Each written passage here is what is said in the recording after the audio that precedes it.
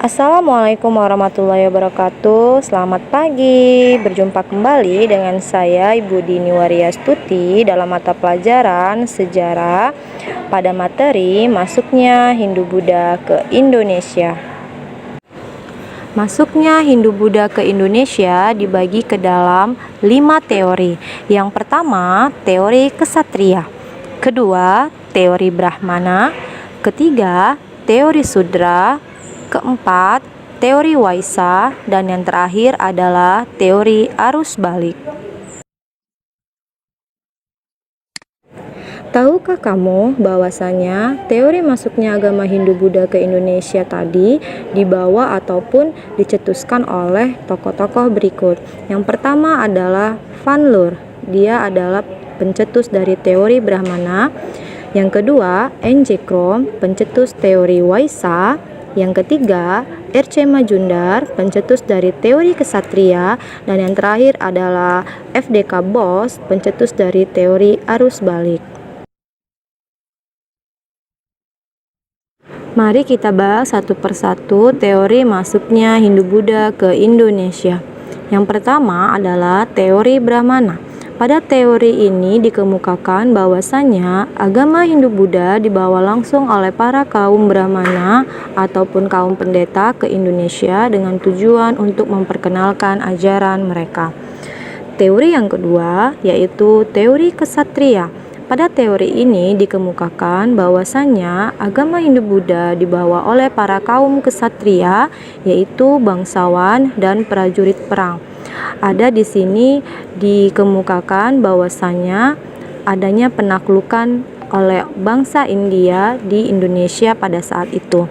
Nah, kemudian teori yang ketiga yaitu teori Waisa yang mengemukakan bahwasanya agama Hindu-Buddha dibawa oleh para kaum Waisa ataupun pedagang yang melakukan perdagangan di Indonesia ataupun di Nusantara pada waktu itu. Mari kita lanjutkan teori berikutnya, yaitu teori Sudra. Pada teori ini dikemukakan bahwasanya agama Hindu-Buddha dibawa oleh para kaum Sudra ataupun kaum Buddha yang datang ke Indonesia untuk memperbaiki taraf hidupnya. Dan yang terakhir adalah teori arus balik.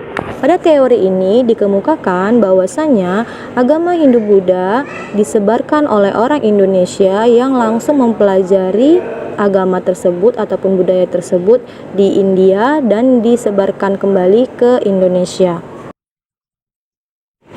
Tahukah kamu bahwasanya kedatangan bangsa Cina dan India ke Indonesia tidak hanya menyebarkan agama saja, tetapi juga meninggalkan budaya mereka di Indonesia. Bahkan sampai sekarang pun kita masih dapat menyaksikan akulturasi budaya antara Indonesia dengan Hindu-Buddha. Bagaimanakah perkembangan politik, sosial, dan ekonomi Indonesia setelah kedatangan Hindu-Buddha? Mari kita bahas satu persatu. Perkembangan politik di Indonesia yaitu yang pertama, merubah kepala suku menjadi raja. Masuknya Hindu-Buddha ke Indonesia membawa perubahan yang sangat pesat pada dunia politik pada saat itu.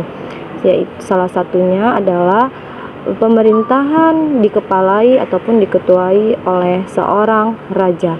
Jadi di sini Hindu-Buddha memperkenalkan sistem kerajaan. Tahukah kamu kerajaan Hindu-Buddha yang ada di Indonesia? Di antaranya yaitu Kerajaan Singosari, Kerajaan Majapahit, Kerajaan Kediri, Kerajaan Tarumanegara, Kerajaan Kutai.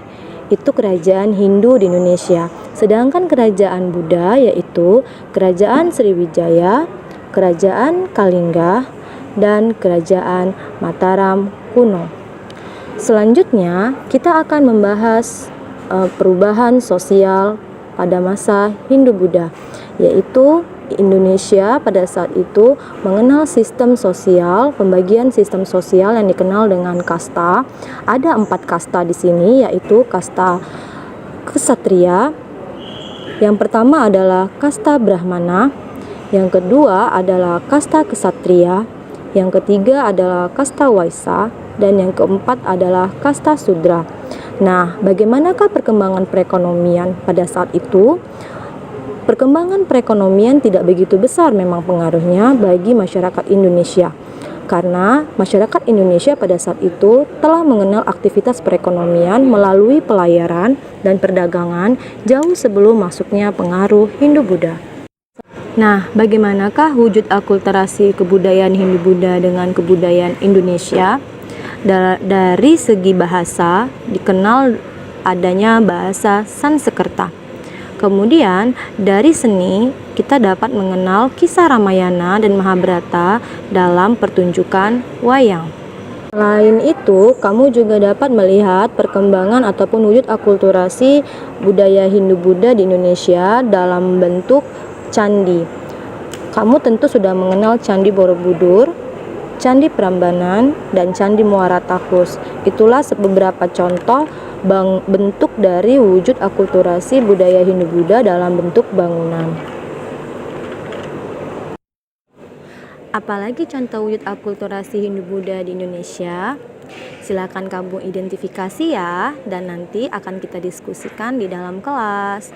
Terima kasih, sampai berjumpa kembali. Assalamualaikum warahmatullahi wabarakatuh.